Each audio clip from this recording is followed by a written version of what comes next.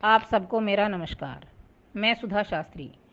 सभी माताओं से मेरी प्रार्थना है कि महिलाएं गायत्री अनुष्ठान के अंदर ये जो नवरात्रि साधना आ रही है, नव दुर्गाओं में गायत्री साधना अवश्य करें।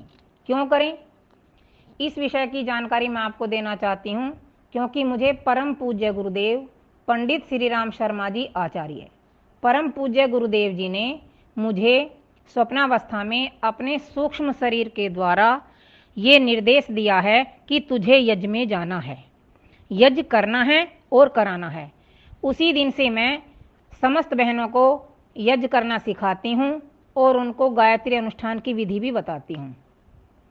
सभी बहनें गायत्री अनुष्ठान कैसे करें, इस विधि को मैं परम पूज्य गुरुदेव पंडित श्री राम शर्मा जी आचार्य जी के द्वारा लिखित गायत्री महाविज्ञान पुस्तक से आपको बता रही हूँ। गायत्री ही कामधेनु है। महापुरुषों के द्वारा गायत्री महिमा का गुणगान किया गया है। गायत्री साधना से आपत्तियों का निवारण होता है। गायत्री से जीवन का कायाकल्प होता है। भारतवर्ष में सदा से स्त्रियों का समुचित सम्मान रहा है।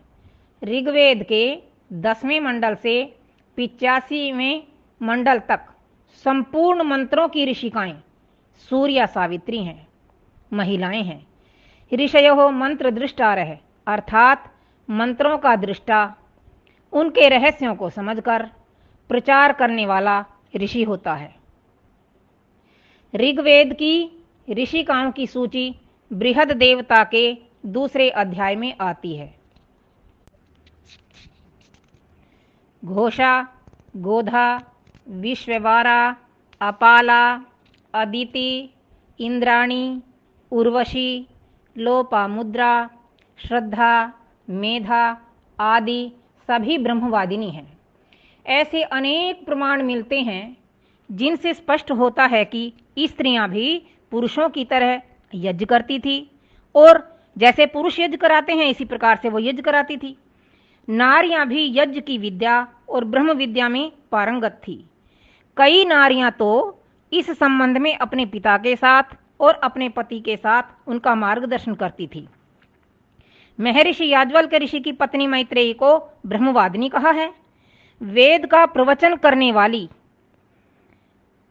मैत्रेयी ब्रह्मवादिनी थी। इसीलिए आप सब नारियां गायत्री का अनुष्ठान अवश्य करें।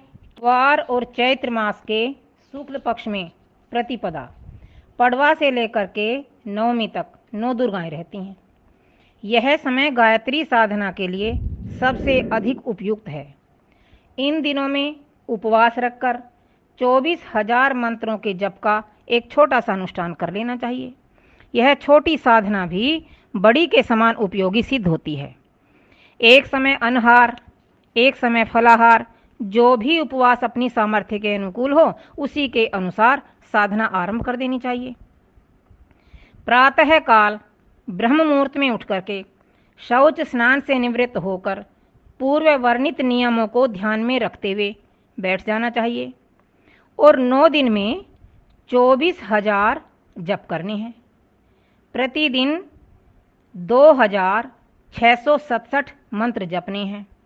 एक माला में 108 दाने होते हैं। इस प्रकार हमें प्रतिदिन 27 मालाओं का जप करना है।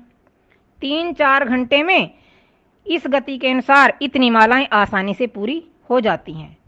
यदि एक बार में इतना समय लगातार जप करना कठिन हो तो अधिकांश भाग प्रातःकाल पूरा कर लें और कुछ समय बचा हुआ उस शाम के समय पूरा कर सकते हैं। अंतिम दिन हवन के लिए उस दिन पूर्व वर्णित हवन के अनुसार कम से कम 108 आहुतियों का हवन करना आवश्यक है। ब्राह्मण भोजन, कन्या भोजन और यज्ञ पूर्ति की दान दक्षिणा की भी यथाविधि व्यवस्था करनी चाहिए। यदि छोटा 9 दिन का अनुष्ठान नव दुर्गाओं के समय में प्रतिवर्ष करते रहा जाए तो सबसे उत्तम है। स्वयं न कर सकें तो किसी अधिकारी सुपात्र ब्राह्मण से करा लेना चाहिए। ये 9 दिन साधना के लिए बड़े ही उपयुक्त हैं। परम पूज्य गुरुदेव ने बहुत जोर देते हुए कहा है कि महिलाओं को गायत्री साधना में अवश्य ध्यान रखना चाहिए कि वो गायत्री साधना को अवश्य करें। गायत्री साधना कष्ट निवारण, कामना पूर्ति और आत्मबल बढ़ाने में इन दिनों की उपासना बहुत ही लाभदायक सिद्ध होती है। ये आपको इसलिए बताया जा रहा है क्योंकि आगामी नवदुर्गाएं निकट हैं। उस समय एक छोटा सा अनुष्ठान करके आप उसका लाभ देख सकते हैं। गायत्री अनुष्ठान में गायत्री माता के दर्शन कैसे करें, एक भजन के माध्यम से आप इसको जानने की कोशिश करें। माता रही पुकार, माता रही पुकार, पुत्र से कह रही बारंबार। माता करे पुकार, पुत्र से कह रही बारंबार। सुन ले धर कर ध्यान, वक्त नहीं आवेगा, फिर नहीं मानव जन्म मिले तू पछतावेगा। गायत्री पापों को हरती, गायत्री तापों को हरती, गायत्री जप करता के प्राणों की रक्षा भी करती। कर दे भव से पार समझ जो जाएगा, सुन लो धर के ध्यान वक्त नहीं आवेगा। माता करे पुकार, पुत्र से कह रही बारंबार। सुन ले धर कर ध्यान वक्त नहीं आएगा, फिर नहीं मानव जन्म मिले तू पछतावेगा।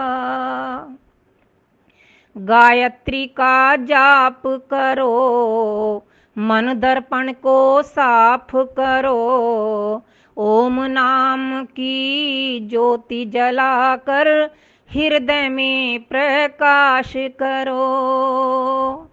हृदय रूपी इस गुफा के अंदर, हृदय रूपी इस गुफा के अंदर माँ को बैठी पाएगा, माँ से तू मिल जाएगा, माँ के दर्शन पाएगा।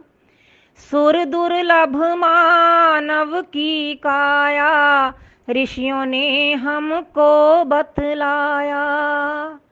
सुर दुर्लभ मानव की काया, ऋषियों ने बतलाया है। गायत्री का जप करने से मुक्ति पद को पाया है। वेद माता से बात करो, निर्देशों को ज्ञात करो। वेद की आज्ञा सिरोधार्य कर अपना जीवन साफ करो। जो गायत्री जप तू कर ले, इससे तेरा परलोक सुधर ले। भवसागर से पार तभी हो पाएगा। माता करे पुकार, पुत्र से कह रही बारंबार। सुन ले धर कर ध्यान वक्त नहीं आएगा, फिर नहीं मानव जन्म मिले पछतावेगा। गायत्री दुखों की हरता, गायत्री सुखों की वर्षा। कर दे भव से पार अमर पद पावेगा।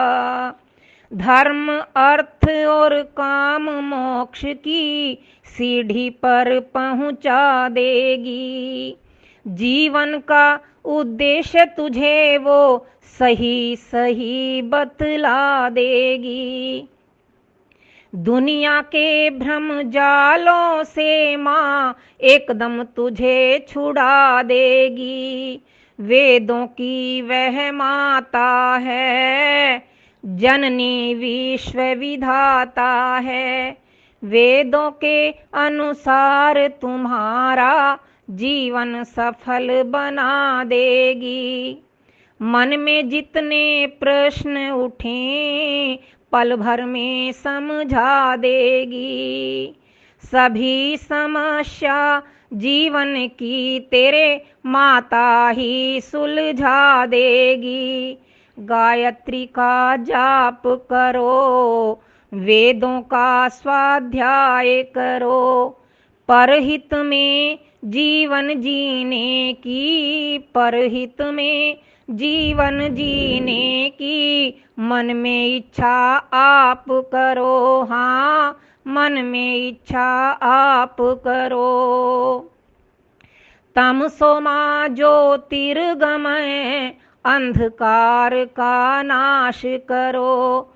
वेदों के द्वारा जीवन में अपने तुम प्रकाश करो। दुखों से छुटकारा पाकर मोक्ष धाम पा जाएगा।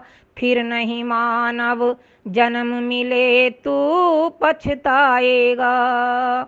गायत्री का जाप करो, थोड़ा सा अभ्यास करो, आदत में आ जाएगा।